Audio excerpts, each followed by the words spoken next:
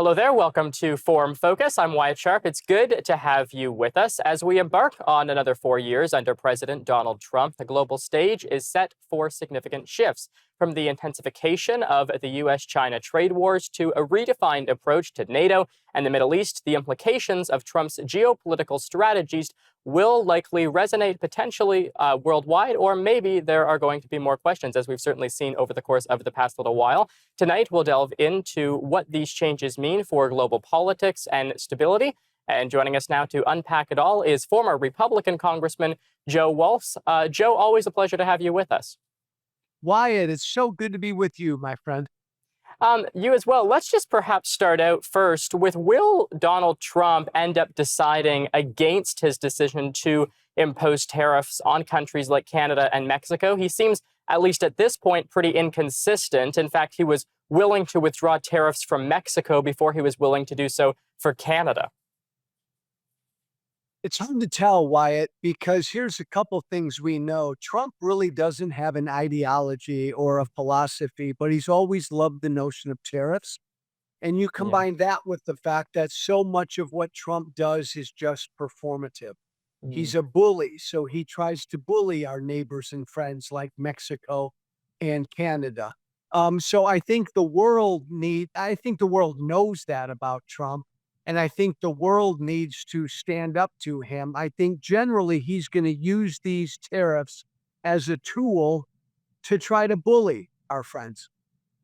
And how might other world leaders come to perceive him? We've certainly seen recently a lot of people, whether it be Justin Trudeau, the Mexican president, even Justin Trudeau recently was in France meeting with Emmanuel Macron. And it seems it's just all of these world leaders right now are really trying to go against him, combat some of the rhetoric that he's presenting. And then in addition to that, polls in Canada right now show that we're on track to have Pierre Poilievre as our next prime minister, which, although ideologically he is closely aligned with Donald Trump, he does still take kind of a Canada first approach in the same way it often seems Trump likes to say he's taking an America first approach.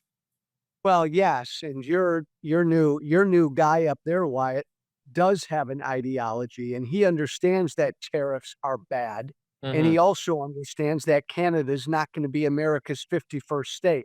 Look, world leaders, I think, get it this time. I think deep down they know Trump's an idiot. And the first time around, they tried to coddle him and flatter him. That generally works because Trump loves to be flattered. But this is a much more dangerous Donald Trump on the world stage. And I don't think our friends and allies, world leaders, can do that anymore. I think they have to stand up with him and be firm and tough with him. I think Trump will respond to that. And I mean, I certainly take some of the comments that you're making, but obviously in the last election, Donald Trump was successful with even larger margins than he was in 2016, winning by more than Joe Biden won in 2020. Does that perhaps suggest that Americans are comfortable with some of the geopolitical comments he's making, not just about Canada, but also about places like Greenland, the Panama Canal, recently talking about wanting to buy Gaza, etc.? I guarantee you, Wyatt, there is not one American voter who voted for Donald Trump because they wanted America to buy Greenland or buy Gaza or take back the Panama Canal. So then what's his reasoning behind saying that if he knows it's not going to resonate with the voters? Well, a couple things. And again, the world needs to know this. What is Trump? He's an autocrat.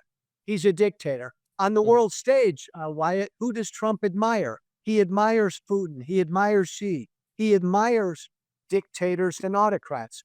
Remember what Trump's very first reaction to Putin when Putin invaded Ukraine?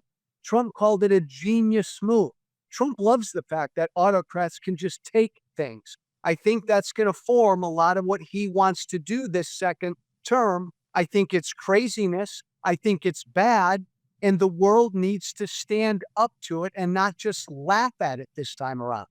All right, and very quickly, in about 20 seconds or so, what do you make of Donald Trump, though, saying that he is being embraced by people like Vladimir Putin, Kim Jong-un, Xi Jinping, because he is taking the same country-first approach that they are? Obviously, that's his rhetoric, not mine. He's being embraced by Putin and the rest because he will do what they want him to do. He is a puppet of Putin's. He'll do whatever Xi and all these other dictators around the world want him to do. They know how to manipulate him. That's why they want him in the White House. All right, we will leave it there. Former Republican Congressman Joe Walsh, thank you as always. Thanks, Wyatt. All right, we are going to take a quick break. When we return, former Republican presidential candidate Steve Laffey, who ran against Donald Trump, is going to join us to unpack it all. Stay with us.